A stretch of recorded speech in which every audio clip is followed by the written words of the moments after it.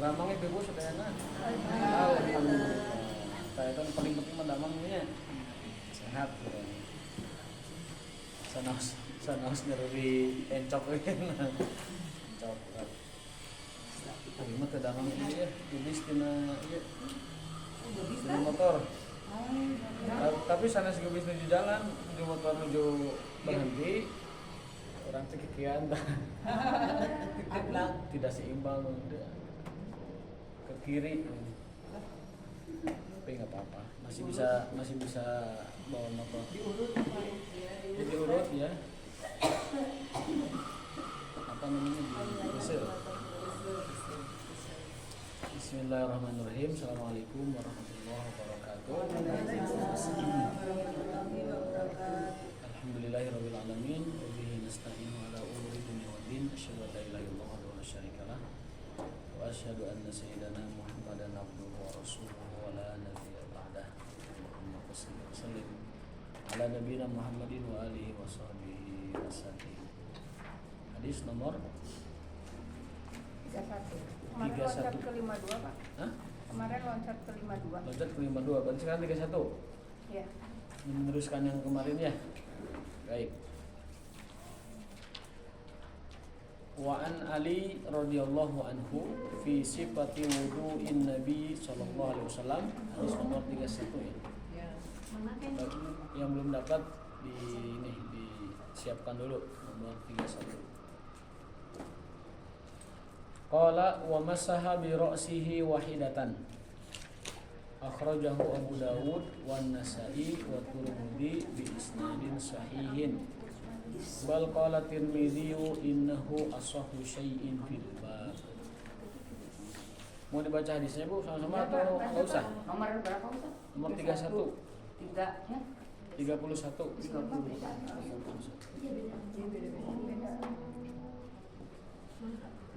Dari sahabat Ali bin Abi Thalib radhiyallahu anhu, ada yang mendoakan beliau itu bukan radhiyallahu anhu tapi karamallahu wajhah. Apa arti karamallahu wajhah? Semoga Allah memuliakan dirinya. Sebab dari penyebutan Ali bin Abi Thalib karamallahu wajhah, kalau yang beredar di masyarakat itu katanya alasannya karena Ali bin Abi Thalib belum pernah melihat kelaminnya sama sekali. Itu yang beredar di masyarakat. Tetapi ini salah. Yang benar sebab kenapa Ali bin Abi Thalib gelarnya adalah karamallahu wajhah, karena beliau belum pernah sujud kepada berhala walau sedikit pun, walau sekali. Baik semasa jahiliyahnya sebelum Islam ataupun sudah masuk Islam, beliau itu tidak pernah sujud kepada berhala. Maka disebutlah karamallahu wajhah, semoga Allah memuliakan wajahnya, artinya memuliakan dirinya. Itu sebabnya. Jadi yang beredar di masyarakat sebabnya karena tadi itu salah ya, keliru, tidak benar kalau alasannya karena itu. Dan tidak penting juga kalau alasan karena itu, bahwa beliau tidak pernah melihat kemaluannya sama sekali, menjadikan alasan tidak masuk akal ya. Walaupun itu sebenarnya menunjukkan betapa mulianya beliau sampai-sampai auratnya sendiri belum pernah dilihatnya. Beliau tidak pernah melihat auratnya sama sekali. Itu alasan yang seperti benar tapi salah. Sehingga sebab karamallahu wajah itu alasannya karena beliau belum pernah menyembah berhala sedikit. Ibu suara sampai di sana? Sampai. Alhamdulillah. Ini kipasnya nggak terlalu gede, nggak terlalu kecil. Oh ya, haredang ya. Haredang. Ibu haredang nggak ibu? Enggak. Tidak, ya udah nggak apa-apa. Biar saya haredang sendiri. Sekadar bisa. Karena baru datang mungkin. Bisa sekadar. Hadis nomor sabaraha? Nomor 31 Bu. 31. 31 yang depannya wa an Ali. Di bab wudu. Bab wudu. Bab wudu, kitabnya kitab Thaharah, babnya bab wudu. Nomor 31. Ibu atas ayatnya. 31 teh eta hadis ketiga dari hadis wudu ya. Hadis wudu ya. Ya. Wa an Ali radhiyallahu anhu. Wa an Ali radhiyallahu anhu. Kalau di dalam penomoran nomor 31.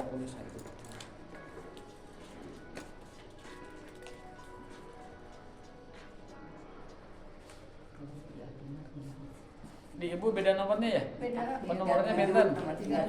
37. Di buku ibu berapa nomornya? 37. 37. Oh iya. Cuma no bukuan bisa. Buhun. Oh, berarti yang versi lain 37. Versi yang satu lagi 31. Di saya 31. Jam 4 nih pengen. Baik. Hadis ini derajatnya sahih. Darajatul hadis. Al hadis sahihun.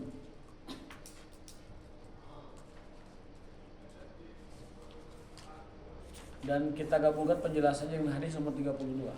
Kalau makna dari hadis 31 itu bahwasanya Rasulullah SAW ketika berwudu dijelaskan oleh Ali bin Abi Thalib wa masaha bi ra'sihi wahidatan, dalam hal mengusap kepala itu cukup satu kali ya. Kalau yang lain itu 3 kali, khusus kepala itu cukup satu kali saja. Dan ini adalah hadis yang paling sahih dalam bab mengusap kepala. Jadi sekali saja begitu. Caranya bagaimana? Min muqaddimati atau min maqdami ra'si, dari depan ini, depan kepala, ujung rambut ini sampai ke belakang begini. Kemudian ditarik ke depan dan ke telinga. Jadi telinga itu menggunakan air kepala, bukan air kelapa, Bu. Air kepala, bukan air kelapa. Apa alasannya? Tulisan kalau untuk perempuan banyak, panjang perempuan banyak, dibalikkan juga gitu. Ya Perempuan kan? diusap aja perempuan. Kalau laki-laki itu kan tidak bisa. Oh jadi itu semua gitu dari balik. Saya belum pernah wudu lihat perempuan wudu sih ya. Waktu saya nggak pernah lihat wudu. Depan gini kan aja diusapkan aja gini. Kan kepala kan gini. Nah, ini aja sedikit aja begini. Tidak usah buru gitu kan. Ini ya orang belakang berarti. Belakangnya kenain maksudnya. Iya. Depan kenain, belakang kenain kan gitu. Lalu telinga. Jadi telinga itu masuk kepala. Oh, jadi tidak usah ngambil lagi air gitu. Tidak usah ngambil lagi air. Untuk telinga Alasannya karena telinga itu bagian dari kepala. Ada sebagian yang menganggap telinga itu bagian dari wajah sehingga dicuci. Ya, kalau kita tanya, kenapa Anda mencuci telinga Anda? Karena telinga bagian dari muka katanya. Itu ada pendapat seperti itu, tetapi pendapat seperti itu tidak populer di dalam fikih. Karena telinga itu bagian dari kepala, bukan bagian dari wajah. Jelas sehingga jelas. Karena telinga itu bagian dari wajah, maka perlakuannya adalah diusap dengan tangan yang ada airnya, bukan dicuci. Jadi telinga diusap dengan air bekas kepala, gitu. Jadi telinga bagian wajah. Bagian kepala. Telinga bagian kepala. Upamanya telepatnya pelajaran menuju di SLB kan ayahnya rukun wudhu ayah telinga. Oh, bagi telinga masuk ke kepala. Berarti ini sana itu sendiri gitu nya. Itu sendiri. Oh, jadi tidak ada yang bisa namanya dari anggota kepala, bisa dari muka gitu. Iya. Namun pendapat yang dari muka itu kurang kuat pendapatnya. Yang benar itu adalah Kepala. bagian dari kepala.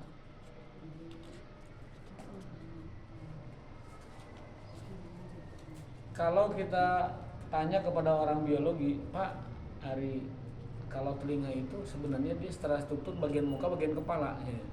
Perlu ditanya juga tuh orang biologi, apakah ini organ muka atau organ kepala ini? Ya, kalau versi hadisme itu organ kepala. Masuk hadis saja ya. Enggak, bukan guru biologi, bukan. Tadinya saya mau tanya barangkali ada yang mantan guru biologi. Secara anatomi telinga itu masuk muka atau masuk kepala? Baik. Kita lanjutkan ya. 32 langsung, 31 pembahasannya kita sertakan dengan 32. Wa an Abdullah bin Zaid bin Asim radhiyallahu anhuma fi sifatil wudu'i qala wa masaha Rasulullah sallallahu alaihi bi ra'sihi fa aqbala bi yadayhi wa adbara muttafaqun alaihi wa fi lafdhin lahumā bada'a bi muqaddami ra'sihi hatta dhahaba bihima ila qafahu thumma raddahuma ila al-makani alladhi bada'a minhu. Nah, ini lebih jelas lagi nih. Dari Abdullah bin Zaid bin Asim, semoga Allah meridhoi dia dan bapaknya, terkait dengan tata cara wudunya Rasulullah SAW, wa masaha Rasulullah, bahwasanya Rasulullah SAW mengusap kepalanya birosihi, faakbala biyadaihi wa adbar, dengan kedua tangannya. Jadi mengusap kepala itu dengan kedua tangan. Ini nggak lepas tangan satu gitu, kayak kungfu set. Nah, harus dua gitu. Muttafaq alaih. Biyadaihi wa adbaro. Fa aqbala itu dari depan, wa adbaro dan dari belakang dengan kedua tangannya. Ini sekaligus membantah Bu pendapat walaupun ada di mazhab, tapi itu kalau mazhab berbeda dengan hadis, tetap kita ngambilnya hadis.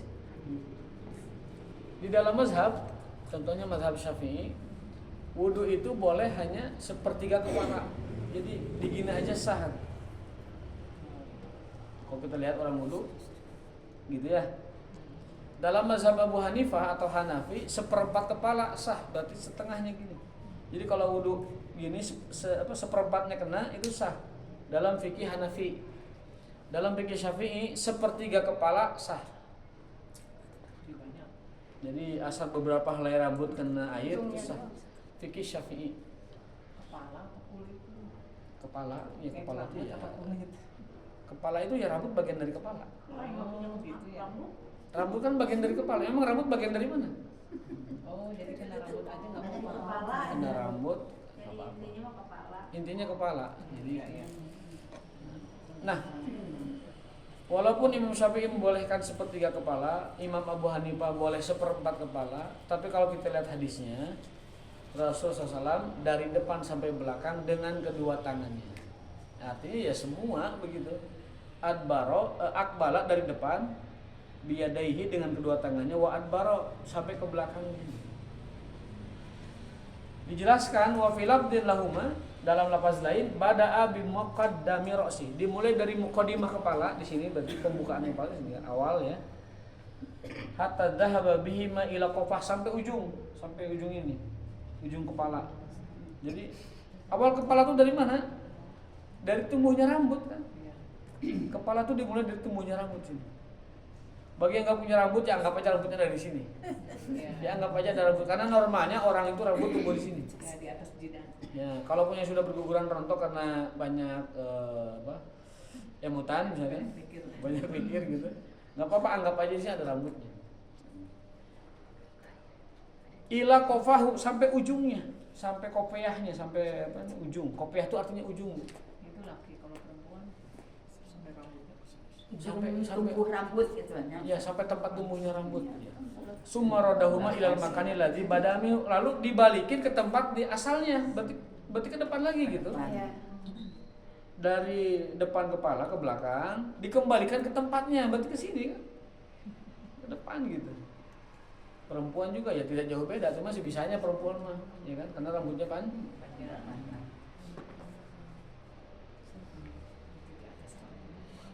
Jadi perempuan tuh rambutnya panjang atau pendek sih harusnya? Ada yang panjang, ada yang pendek. Nah, tergantung kebiasaan di masyarakat. Kalau ditanya apa bagusnya rambut perempuan, gimana masyarakatnya? Kalau di masyarakat itu panjang ya panjang, masyarakat pendek ya pendek. Kalau masyarakat Amazon, suku Amazon, Indian, panjang segini. Ya ikuti kebiasaan di sana supaya tidak berbeda sama yang lain. Kalau beda nanti dianggap apa? Jadi ada kaidah dalam fikih kita itu al-adatu muhakkamatun. Kebiasaan itu bisa jadi hukum. Kebiasaan di masyarakat bisa jadi hukum. Jadi kalau kita bertanya, saleter teh sabaraha? Ya, tanya kebiasaan. Jangan tanya letternya letter mana, tanya kebiasaan saleter sabaraha. Saon, sabaraha saon teh? Tanya kebiasaan. Di kebiasaan di masyarakat tersebut Sa'on itu berapa? Jadi hal-hal yang berkenaan dengan kebiasaan masyarakat, maka itu menjadi hukum dalam penerapan syariat kita. Maka dari itu ada hadis Nabi melarang kita memakai pakaian yang mencolok dari kebiasaan orang sekitar. Dalam hadis nahan Nabi SAW an libasi syuhroh, Nabi melarang kita berpakaian yang berbeda sama kebiasaan yang ada. Itu dilarang. Jadi pakai baju mencolok warnanya, mencolok jenisnya, mencolok bentuknya, itu nggak boleh karena berbeda dengan kebiasaan kebanyakan orang pada umumnya. Kalau lagi sholat. Kalau lagi sholat. Enggak, bukan sholat aja, keseharian. Misalnya kita di Sunda memakai pakaian seperti ini, lalu kita pakai baju Afrika yang gombrong, beda sama yang mahiwal lah, mahiwal. Kita tidak boleh pakai pakaian yang mahiwal dari kebiasaan. Tidak boleh pakai pakaian yang dari kebiasaan. Begitu juga dalam syariat-syariat yang lain. Ya. Di dalam keterangan hadisnya, hadis ini juga hadis sahih, diriwayatkan oleh Bukhari dan Muslim. Apa yang dimaksud dengan ujung kepala? Nah ini kan ada tadi sampai ujung kepala. Maksudnya adalah muakhkharul unuqi. Dimaksud disebut dengan ujung kepala, ujung mastaka, itu maksudnya adalah apa? Ujung beheng. Ujung leher. Leher di sini kan? Ujungnya di mana leher? Di sini. Kalau ini leher lurusan sini. Nah, itulah ujung kepala. Berarti kalau kurang lebih lah ujung kepala itu adalah di ujung rambut. Bagi yang punya rambut, yang punya rambut ya lurusannya dari leher sini. Tarik ke sini, set. Nah, itulah ujung kepala dia itu. Betapa ulama mendetailkan hadis ini luar biasa. Sampai detail gitu. Lalu muqaddimah kepala di mana? Muqaddimah kepala ibtida'u min manabiti sya'ri goliban, dari tempat tumbuhnya rambut kepala pada umumnya. Jadi yang dimaksud musab kepala itu adalah dari tempat tumbuhnya rambut pada umumnya, berarti di depan sini sampai ke ujung lehernya dari kepala itu. Itu di sini. Bagaimana yang tidak punya rambut dihukumi sama dengan yang punya rambut? Sebenarnya ada, cuman rambutnya itu nggak mau tumbuh. Ada sebenarnya itu, cuman dia ketutup sama kulit kepala yang licin biasanya. Baik, kita lanjutkan. Masih menjelaskan tentang itu. Hadis ketiga, nomor 33, karena satu paket pembahasan. Wa an Abdullah bin Amr radhiyallahu anhuma, dari Abdullah bin Amr. Jadi ini kita sudah punya tiga riwayat nih. Ali bin Abi Thalib, Abdullah bin Zaid, dan Abdullah bin Amr. Fi sifatil wudu'i, yang berkenaan dengan tata cara wudu Nabi SAW. Qala summa masaha bi ra'sihi, lalu kemudian Nabi mengusap kepalanya. Wa adkhala isba'ihi, dan memasukkan apa? Jarinya, isba'. As-sabahataini, dua jari berarti. Ini apa? Telunjuk dan jempol. Fi udunaihi, di telinganya. Wa masaha bi ibhamaihi dhahira udunaihi. Jadi gini, Bu. Setelah musab kepala masih menggunakan air yang sama dengan menggunakan telunjuk dan jempol ini. Ini. Set belakang.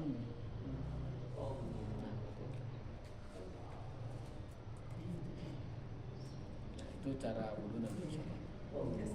Nah,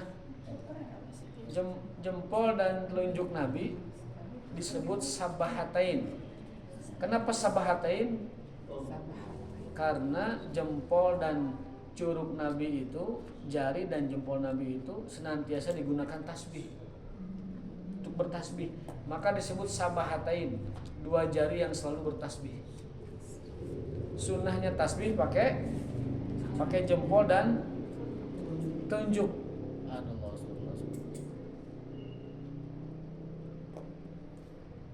Kan zikir lain mah kan semua jari ya. Tapi kalau zikir tasbih itu telunjuk dan jempol. telunjuk dan jempol. Suka salah hitungan kalau gini tuh. Ya diingat-ingat. Oh, 66. 66. Pakai tasbih. Maka telunjuk dan jari Nabi itu disebut sabahatain, dua jari yang selalu bertasbih.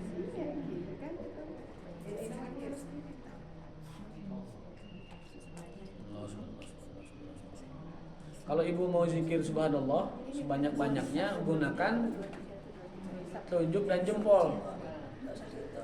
Nggak usah dihitung. Tapi kalau zikir ba'da sholat kan zikir muqayyad namanya. Kan zikir itu ada dua, Bu. Ada zikir mutlak tanpa bilangan, ada zikir muqayyad yang dengan bilangan. Nah, yang tanpa bilangan itu jumlahnya sebanyak mungkin. Berdasarkan dalil Al-Qur'an, ya ayyuhalladzina amanu dzkurullaha dzikran katsira. Wahai orang yang beriman, banyak-banyaklah kalian mengingat Allah. Zikir mutlak apa? Zikir mutlak, zikir yang tidak berbatas waktu dan bilangan. Mutlak. Zikir yang tidak ditentukan batas waktunya, tempatnya atau bilangannya. Itu namanya zikir mutlak. Yang kedua ada zikir muqayyad, zikir yang terbatas. Muqayyad itu terbatas. Yaitu zikir yang ditentukan waktunya, tempatnya dan bilangannya.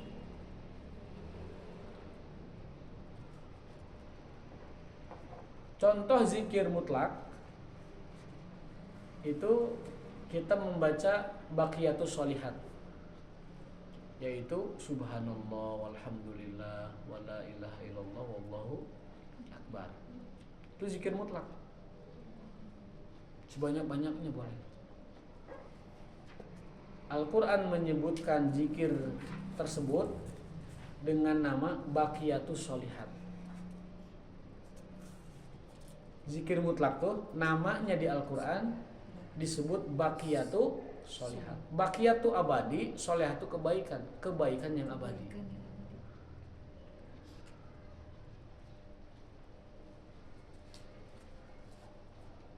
Contoh zikir yang mutlak ini, yang baqiyatu sholihat ini adalah tadi subhanallah walhamdulillah wala ilaha illallah wallahu akbar. Dalam riwayat lain ditambahkan satu lagi, la haula wala quwata illa billah. Itu namanya baqiyatu sholihat. Apa Bu keutamaan kita membaca zikir baqiyatu sholihat? Keutamaan kalau kita membaca zikir baqiyatu sholihat, di dalam surat Al-Kahfi dari Al-Quran ada 3 manfaat, ada 3 faidah. Ini sekalian aja kita bahas zikirnya. Yang pertama, zikir baqiyatus sholihat itu adalah lebih baik daripada keluarga dan harta benda. Zikir baqiyatus sholihat itu kedudukannya lebih baik daripada keluarga dan harta benda. Yang kedua, zikir baqiyatus sholihat itu adalah mendapatkan balasan terbaik dari Allah. Nanti saya baca ayatnya, ya dalilnya ya. Yang ketiga, faedah dari baqiyatus sholihat itu adalah sebaik-baik yang diharapkan, khairun amala, sebaik-baik yang kita harapkan atau yang diharapkan. Keempat itu ya. Keempat, zikir baqiyatus sholihat itu yang tadi khairun marodda, sebaik-baik bekal kembali, sebaik-baik bekal untuk kembali. Khairun marodda. Nanti saya baca ayat lengkapnya. Sebaik-baik bekal kembali, khairun marodda. Yang kelima, faedahnya adalah kalau orang mendawamkan zikir ini terus-terusan dalam waktu yang lama, maka akan diberikan sesuatu yang melebihi apa yang kita minta. Orang yang banyak baca zikir yang tadi akan Allah berikan sesuatu lebih besar, lebih afdol dari yang kita minta lewat doa-doa kita.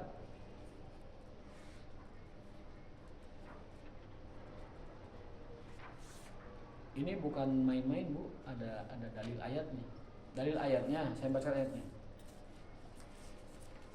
A'udzubillahi minasyaitonirrajim. Bismillahirrahmanirrahim. Al-malu wal banun zinatul hayati dunya. Harta benda dan keturunan kalian itu, keluarga, zinatul hayati dunya, adalah perhiasan dunia. Yang paling kita cintai, yang paling kita sayangi, yang kita paling emani gitu, yang paling kita segala-galanya lah keluarga. Tapi kata Allah, wal baqiyatus sholihat khairun. Buka surat Al-Kahfi, tapi saya lupa letaknya. Dan baqiyatus sholihat adalah khairun. Apa khairun itu? Lebih baik. Dalam bahasa Arab kalau kata ada khairun itu lebih baik.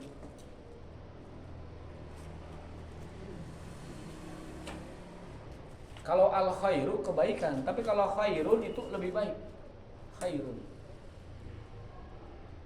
lebih baik. Berarti zikir yang tadi kita jelaskan itu lebih baik dari keluarga dan harta benda kita. Tapi kadang-kadang orang ya tidak proporsional gitu.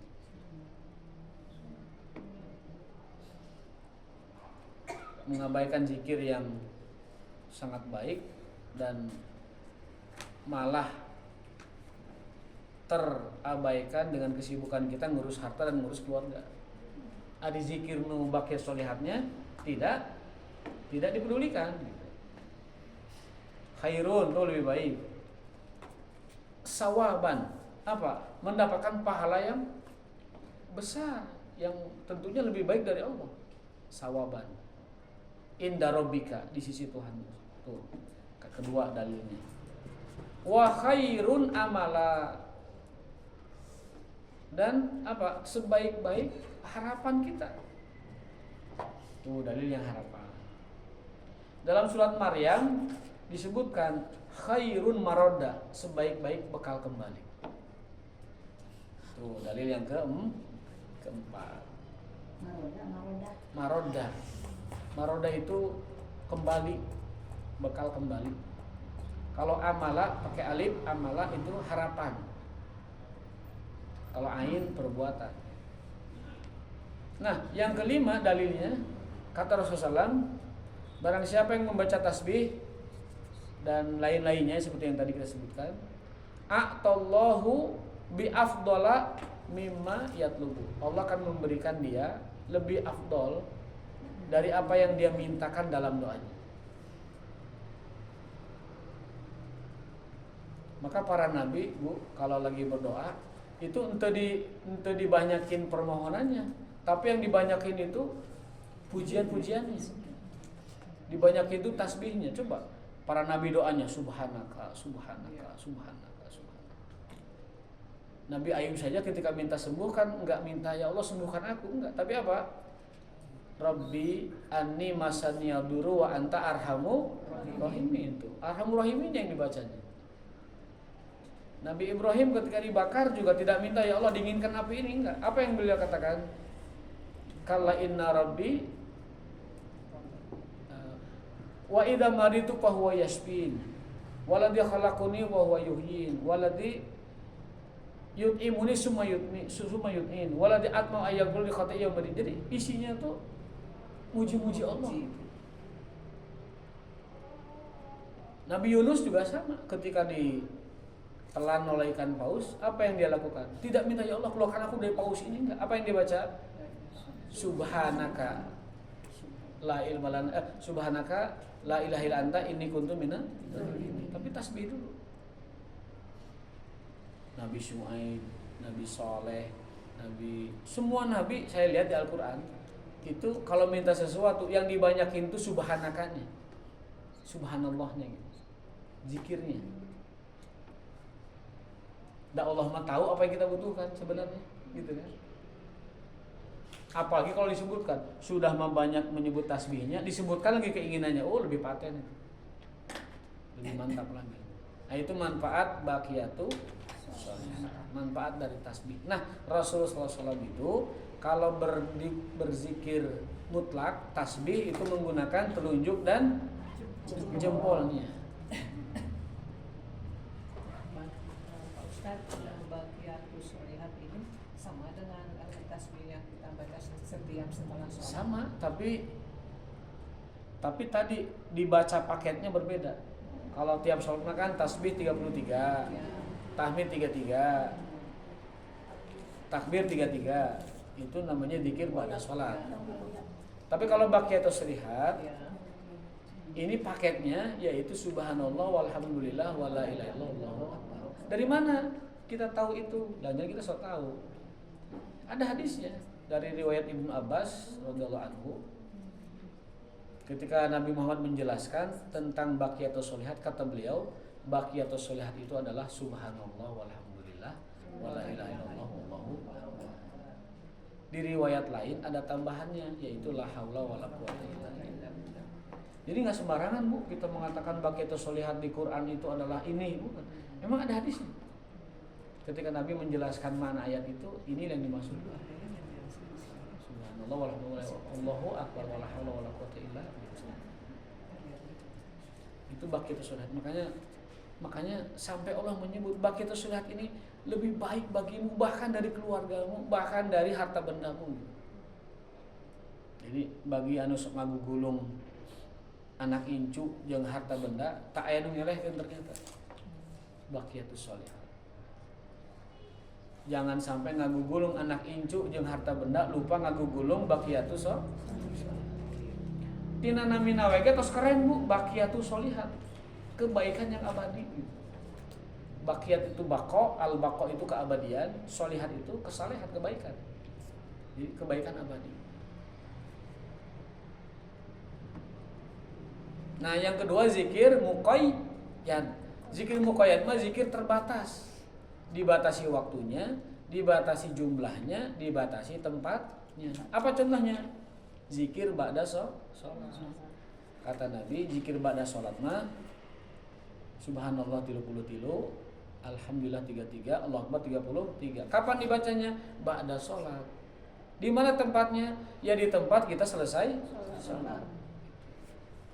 Kecuali bagi yang tergesa-gesa boleh zikir muqayyadnya itu di jalan misalnya. Boleh.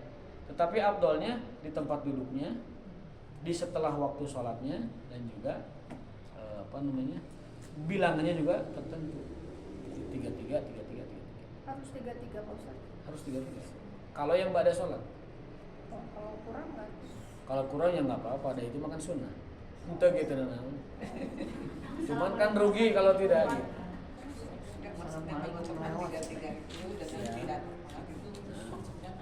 Ya tidak dapat keutamaan saja. Apa keutamaan baca itu Bu? Apa keutamaan baca subhanallah 33 gitu. Kata Rasulullah SAW yang baca itu 33 akan diampuni dosanya meskipun sebanyak buih di lautan. Ya kan lumayan kan? Menghapus dosa. Lumayan lagi jadi 0 lagi. Jadi 0 lagi.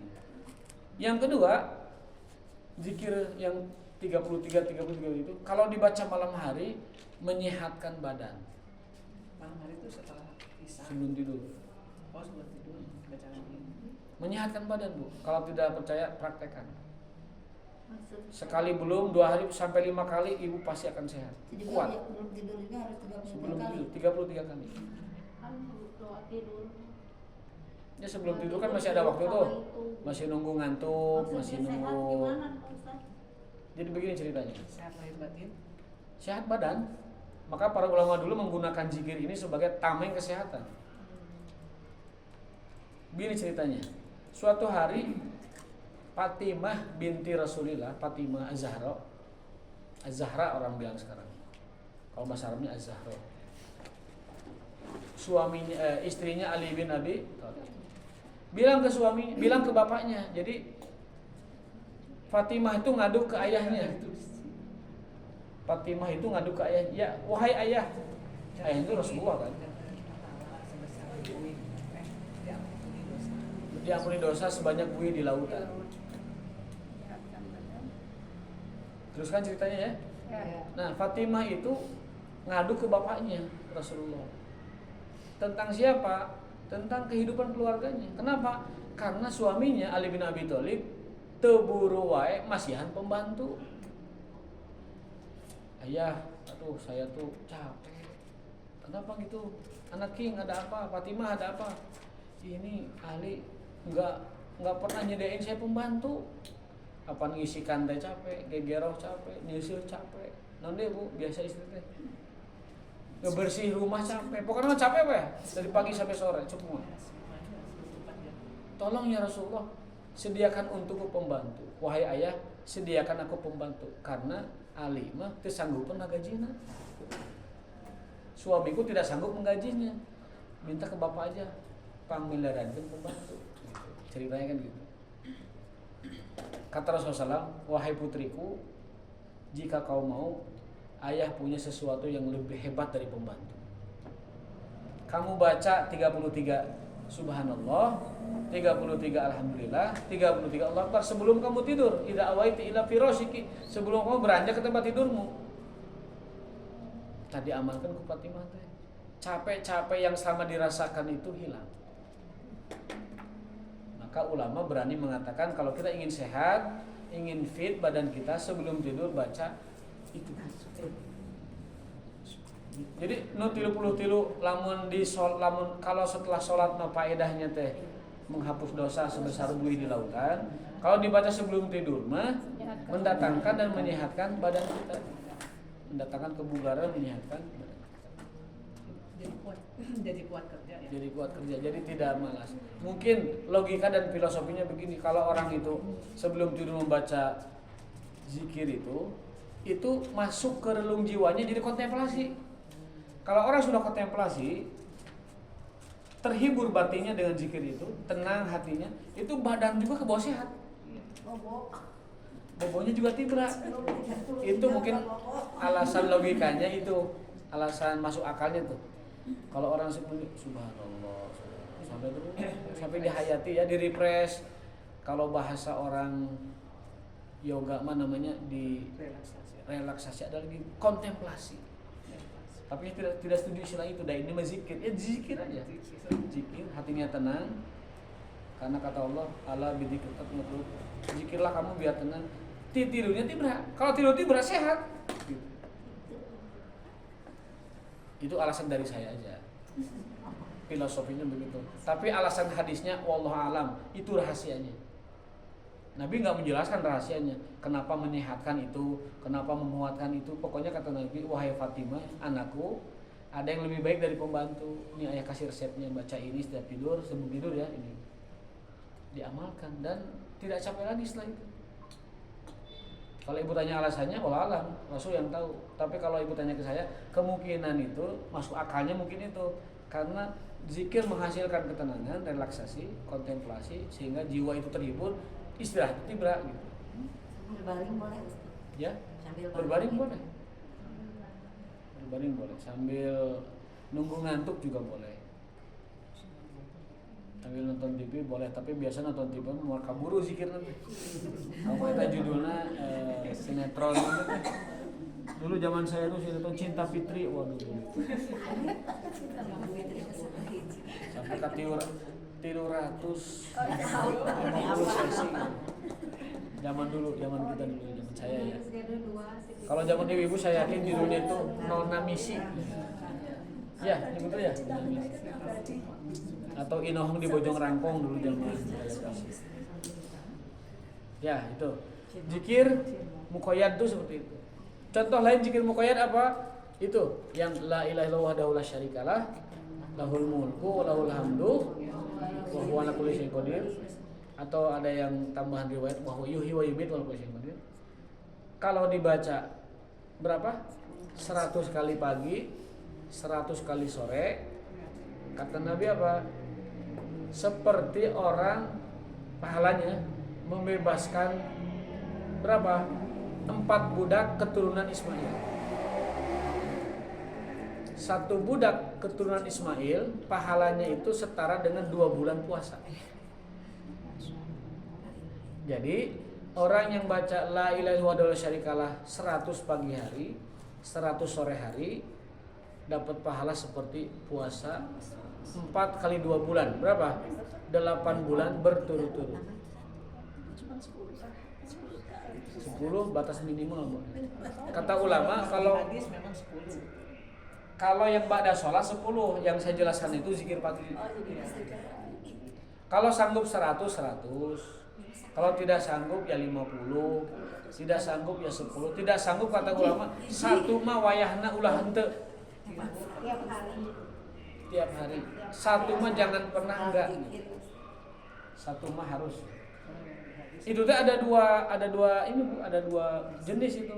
Kalau yang 10 mah ba'da sholat, maghrib dan subuh. Kalau yang 100 mah zikir pagi petang. Jadi ada 2 itu, ada 2 apa? Ada 2 jenis itu. Lafaznya sama tapi 2 kegunaan. Dibaca pagi dan sore.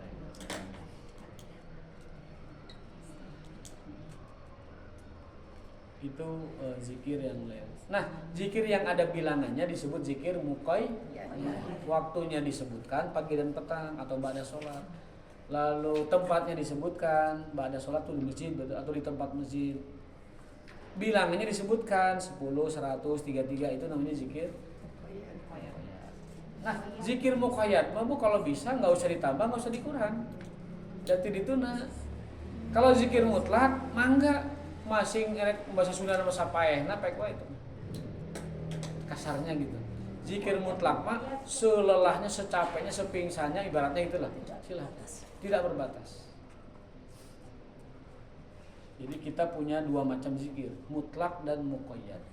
Mukoyat ya Pak. Muqayyad pakai D, muqayyad. Dari bahasa Arab artinya terikat. Kalau mutlak dari bahasa Arab juga artinya mutlak itu tidak ditentukan. Tidak diatur, mutlak.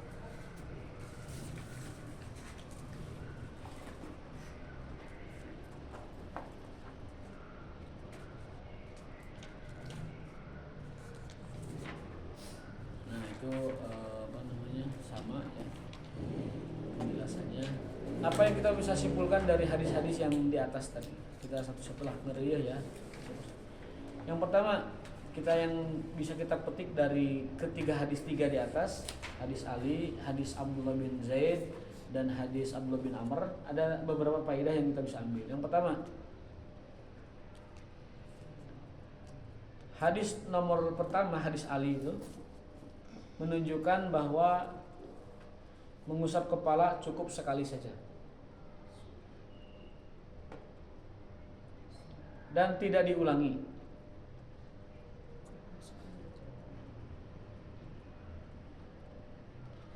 Mukhaffafun dilakukan secara ringan, artinya tidak usah dikekesak dulu. Beda kalau nyuci tangan sama nyuci muka, nyuci kaki, rada diruruan, terang diruruan Bu, digosok. Tapi kalau mengusap harus mukhaffaf, harus ringan. Karena kepala Bu, hati-hati kepala mau digosok-gosok bisa sakit kepala nanti, panadol nih kan. Jadi berbeda dengan mencuci, mengusap itu harus ringan, mukhaffaf. Fi kaifiyati dalam cara melaksanakannya, wa fi kamiyat dan dalam hal mengambil airnya. Jadi yang namanya mengusap kepala itu ringan gerakannya, ringan juga airnya. Jadi ngambil airnya jangan banyak-banyak kalau kepala itu enggak diginikan kok. Enggak gitu. Anak kopiah. Jadi enggak ngambil kepala gini atau dikupiak. Enggak. Kepala mah seringan mungkin dan sesederhana mungkin airnya. Namanya juga ngusap. Nu penting basah tangannya. Yang penting tangannya kena air langsung. Gitu ya, balikin lagi ke depan dan diputar di telinga. Diputarnya kayak orang ini. Diputarnya pakai jempol dan curug, bukan kabeh bukan Bu. Duain aja. Nah, gitu. Cukup jempol dan telunjuk saja. Jempol dan telunjuk saja. Curug bahasa Sunda. Telunjuk bahasa Indonesia. Itu yang pertama. Pelajaran pertama. Wala'allal hikmah ar-rabbaniyah, ini kata penyusun kitabnya, nampaknya hikmah dari gerakan tersebut adalah kenapa kepala itu harus ringan dan sederhana dalam mengusapnya. Taisir al-ummah, yaitu demi memudahkan umat dalam melaksanakannya. Itu hikmahnya.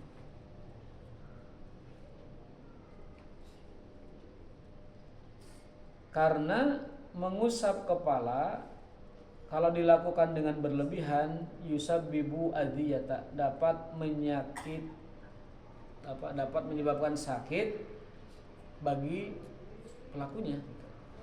Jadi kalau kepala itu tidak usah terlalu banyak airnya, dan tidak usah gerakannya yang keras, nggak usah, karena hikmahnya adalah taisir. Apa taisir itu? Memudahkan umat supaya tidak merasa sakit ketika kepalanya itu diusap. Namanya kepala ya terhormat, diusap cukup.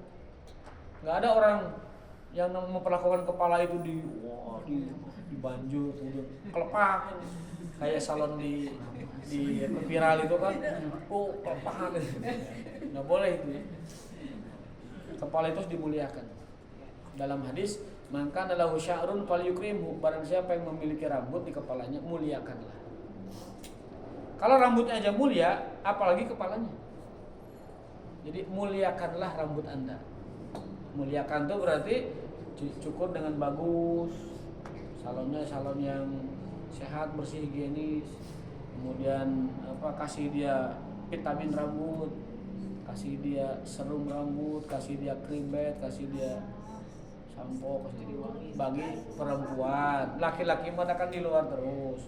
Cukup disampo juga sudah cukup laki-laki. Kalau keseringan makai gitu bisa dugul kalau laki-laki. Bisa lenang. Kalau lenang nanti bisa main golf di sini kan Pak.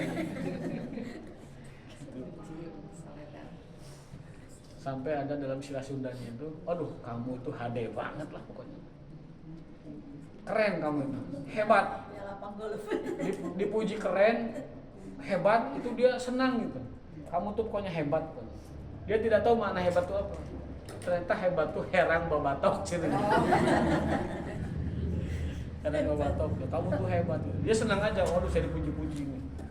Padahal setelah itu diketahui itu herang babatok. Bagi sebagian orang. Mohon maaf kalau ada yang kebetulan memiliki yang lenang gitu, sehingga bisa main golf di sini. Bisa berselancar. Itu nomor 1. Jadi kepala itu diusap ringan, sederhana, dan tidak terlalu banyak air. Jadi cukup air yang ada di tangan aja basah gitu ya. Tujuannya memudahkan umat supaya tidak menyakiti kepalanya.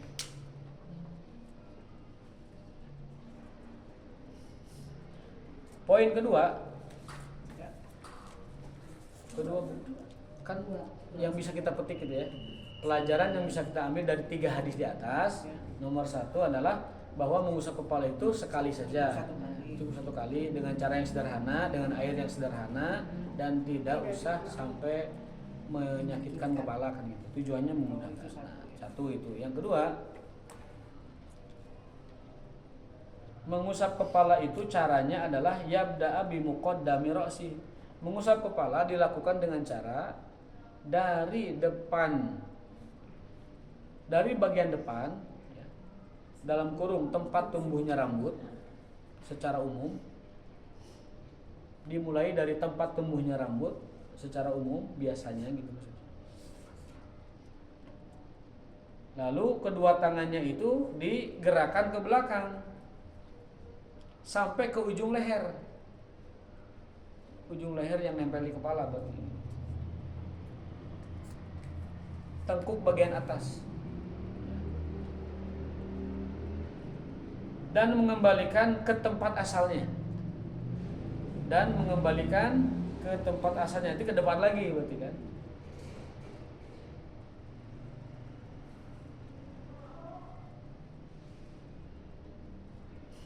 Nah itu.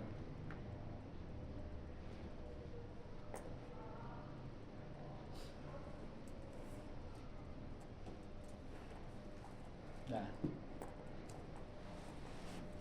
Tapi ulama pengarang kitab ini, penyusun kitab ini yaitu Syekh Abdullah bin Abdurrahman Al-Basam, di ujung catatannya ngomong gini, karena beliau menghormati mazhab-mazhab yang ada ya. Beliau mengatakan walaisat hadhi sifah wajibah fa'ala ayyi sifatin masaha ajza. Jadi pada dasarnya yang penting kepalanya itu kena usapan air, mau caranya gimana pun ya sah lah pokoknya. Mau dari depan ke belakang, mau dari belakang ke depan, set gitu bisa kan? Atau dari sini ke sini. Gitu. Kata penyusun kitab ini ya sah-sah saja asal kepalanya keusap. Misalkan ada orang yang dari kecil diajari itu karena nggak tahu gitu, Nabi mencontohkan dari depan ke belakang lalu ke depan lagi, dia mah ekstrim mahiwal, saya dari sini aja lah, dari sini balikin lagi, atau dari sini set. Nah kata kitab ini sah-sah saja asal kena kepalanya. Namun kalau kita ingin pahala sunnah, pahala mencontoh Nabi yang dilakukan dari depan ke belakang, ke depan lagi, lalu dengan dua telunjuk dan jempolnya itu mengusap telinga gitu. Jempolnya untuk bagian belakang, telunjuknya untuk bagian depan gitu. Itu hadis banget itu kalau cara kayak gitu. Ngena banget sama hadisnya gitu. Makanya orang Indonesia mah ibadahnya tuh rapih, apik, tertib. Mengusap telinga, mengusap kepala itu karena diajarin oleh orang tua kita tuh bagus gitu. Sampai dipuji kan di jemaah haji juga, jemaah Indonesia aja mah, jemaah haji Indonesia mah rapi-rapi. Tertib ibadahnya itu terapi. Tapi kadang ada yang tadi tidak tahu ilmunya, jarang ngaji, tidak belajar juga sehingga sembarangan. Contohnya dalam ngusap air ada sebagian kayak gini. Di keran tuh ya, hanya ini nggak kebasahan. Padahal kata Nabi, mata kaki yang tidak kena air tempatnya di neraka. Kata Nabi, mata. Kalau lebih sampai ke atas. Lebih mah nggak apa-apa, yang nggak boleh itu kurang. Kalau kurang kata Nabi, mata kaki yang tidak tersentuh air wudhu akan dimasukkan ke dalam neraka. Ini ancaman tentunya sebagai shock terapi ya, bahwa dalam wudhu itu jangan sembarangan. Saya sering melihat anak sekolahan kalau wudhu itu cuma gini aja. Saya kan punya mahasiswa juga banyak. Saya sering melihat gini, ditegur langsung. Kalau itu kamu wudhunya balikin lagi nggak sah itu karena mata kakinya nggak kena. Ya kalau di rumah kita tanggung jawabnya berarti ke anak, ke suami ya, ke istri, ke orang tua, diajari cara wudhu yang benar. Poin ketiga.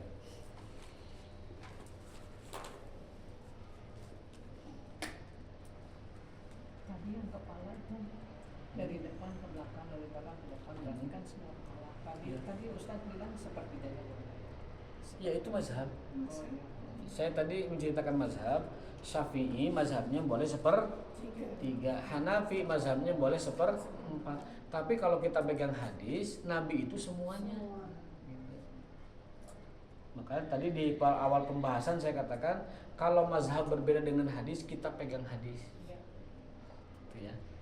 Kalau misalnya dia nyuci kaki dan nggak sampai mata kaki, kita wudhunya diulang dari semula nggak? Mata kakinya aja. Mata kakinya. Kecuali kalau sudah berjalan lama waktunya, misalkan sudah wudhu, mata kaki itu belum kena air, tapi sudah berjam-jam gitu, baru diingatkan, tadi kamu subuh wudhunya nggak kena mata kaki loh. Diingatkannya maghrib, wudhu lagi. Itu mah wudhu lagi. Tapi kalau lagi wudhu kemudian nggak kena mata kaki airnya, diingatkan langsung mata kakinya dibasuh, dicuci dengan air. Itu sah. Sebelum kering. Ada orang pakai wudhu pakai keran nggak kena bu. Cuma ujungnya gitu. Ujungnya aja diputar-putar gini, nggak kena air banget itu si mata kaki ada. Padahal kaki itu, kaki, wajah dan muka perintahnya bukan diusap, tapi dicuci. Dicucinya dengan imror, dengan diruru, digosok. Jadi kaki, muka dan tangan mah itu dicuci dengan diruru, digosok. Jadi harus dipakai tangan. Harus pakai tangan. Harus pakai tangan. Dan sela-selanya diruru. Diruru gini tuh diruru. Meskipun nggak kotor, udah bersih-bersih. Gimana? meskipun udah mandi, kita udah mandi. Meskipun udah mandi. Nih, itu kaki mah dan juga kepala. Karena tadi Nabi itu pernah melihat orang wudunya bagian mata kaki tidak dikena air. Kan langsung diingatkan. Kaki yang tidak terkena mata kaki yang tidak kena air tempatnya di wailun lil aqabi minan nar kayak hadisnya. Hadisnya itu. Mata kaki yang tidak kena air wudu tempatnya di neraka. Kalau mata kakinya ke neraka, orangnya ikut nggak ke neraka? Ya pasti ikut. Kenapa Nabi menyebutnya mata kakinya ke neraka? Maksudnya apa? Maksudnya itu sebenarnya orangnya mau orang baik, harusnya mau orang itu di surga. Tapi karena mata kakinya wudu nggak tersentuh air, mata kakinya direndam di neraka. Otomatis orangnya ke bawah. Sholatnya nggak sah. Sholatnya nggak sah. Jadi orang yang wudunya sembarangan, apalagi ada anggota tubuh yang tidak kena air, sholatnya nggak sah. Kalau dia baru tahu istighfar, kalau dia ingat ulangi sholatnya. Udah ratusan kali ingat, ya ulangi ratusan kali juga. Kenapa wudunya salah? Saya nggak tahu Ustaz. Kenapa nggak belajar? Kan itu rukun Islam. Tidak diterima alasan tidak ada waktu. Kan kita tuh punya waktu 24 jam. Itu kata para ulama 24 jam itu dibagi 4. 6 jam untuk Allah, 6 jam untuk diri kita, 6 jam untuk keluarga dan masyarakat, 6 jam untuk istirahat. Istirahat 6 jam aja ya. Tapi faktanya kan buat Allah mah paling 2 jam. Sholat 10 menit kali 5 berapa? 50 menit sejam karena kita. Baca Quran setengah jam, sejam setengah. 5 jam setengah anak kemana tuh? 4 jam setengah anak. Pakai TikTok sejam, tinggal 3 jam setengah. Artinya kita itu belum menunaikan hak Allah sepenuhnya. Kita belum menunaikan hak Allah sepenuhnya. Ya untuk itu minimal yang penting-penting malah kayak sholat ya itu mah harus sempurna tuh minimal. Taruhlah ngaji mah belum banyak nggak apa-apa, zikir belum banyak nggak apa-apa. Nah yang ini aja yang rukun Islam aja. Sholat aja, puasa, zakat itu nggak lolos, nggak lalai. Ketika Nabi bermajlis seperti ini bu, datang orang Badui. Badui itu Arab pegunungan. Dia belum masuk Islam. Ngomongnya gini, hei anak Abdul Muthalib, manggil Nabi anak Abdul Muthalib, bayangkan itu, karena belum Islam. Hei anak Abdul Muthalib, benarkah anda Rasulullah? Benarkah anda utusan Nabi Allah itu ya? Ya. Benarkah anda membawa risalah dari langit? Tuhanmu itu di langit? Ya. Kalau begitu saya beriman. Asyhadu an la ilaha illallah. Udah syahadat, balik lagi. Manggilnya beda, bukan wahai anak Abdul Muthalib, ya Rasulullah. Kita tahu orang Arab pegunungan itu kan tidak punya tata krama. Jadi bahasa Sunda nama poksang lah. Apa adanya gitu, enggak basa-basi orang. Jadi perangainya itu kasar, tapi orangnya baik sebenarnya. Dia balik lagi, ya Rasulullah. Katanya Islam itu cuma 5 ya. Setelah syahadat itu berarti 4 lagi. Sholat 5 waktu saja, Ramadan, puasa Ramadan saja, zakat itu juga kalau mampu, lalu naik haji kalau mampu. Dan kata dia, saya tidak akan menambahkan apapun dan tidak akan mengurangi apapun. Apa balasannya? Kata Rasulullah, kau dapat surga. Ini tuh si Arab Badui itu. Udah, jadi ibadah teh tahunggul. Ngajaga sholat, ngajaga puasa, ngajaga zakat kalau mampu, ngajaga haji kalau mampu. Udah. Dia minta izin ya Rasul, saya tidak akan melakukan apa-apa yang lain. Itu aja udah. Kata Rasulullah, kau masuk surga. Lewas ini. Setelah dia pergi, Rasul ngobrol dengan sahabat-sahabat yang lagi kayak kita ini majlis ini. Kata beliau, dakhala jannah in shadaqa. Kalau dia jujur dengan ucapannya, pasti masuk surga. Berarti yang paling penting kita urus terlebih dahulu mah itu bu, yang wajib-wajib itu. Salat 5 waktu, wudunya, rukunnya, kalau bisa khusyuknya itu dulu. Kemudian puasa nanti zakat kalau mampu, kemudian naik haji. Kadang-kadang kita salah prioritas, ngurus yang gede-gede dulu. Wah, mikirin negara. Padahal kan saya presidennya ngapain dipikirin lagi? Mikirin kebijakan menteri geus aya menteri keren. Itu mah pusing dia silakan. Kita mah ngurus tadi yang paling inti aja lah. Rukun Islam. Ya Bu, terima kasih. Mungkin itu bisa sampaikan. Poinnya baru 3, 4 nantilah. Hah?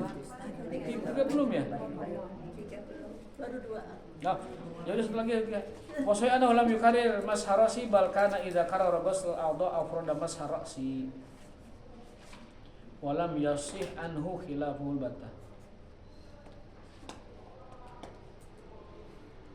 Jadi Rasul SAW itu tidak mengulangi mengusap kepala berkali-kali. Itu poin ketiga intinya. Balkana idza qarara ghusl a'dha afrada mas harasi. Walaupun anggota wudu yang lain beliau kadang mengulangi, tapi untuk kepala mah afroda itu menunggalkannya. Menunggalkannya itu ya sekali aja. Jadi beliau itu kadang-kadang tangan itu lebih dari sekali, lebih dari 3 kali dan sebagainya gitu ya. Tapi untuk kepala mah tetap sekali gitu. Cukup sekali. Tadi hikmahnya karena kepala mah harus sehalus mungkin. Harus tidak menimbulkan efek yang negatif atau menyakitkan. Itu. Ada pertanyaan mungkin? Ada pertanyaan satu aja. Ya boleh. Saya tuh baru dengar kemarin kalau batal di lagi sholat pas batal wudunya, batal sholatnya?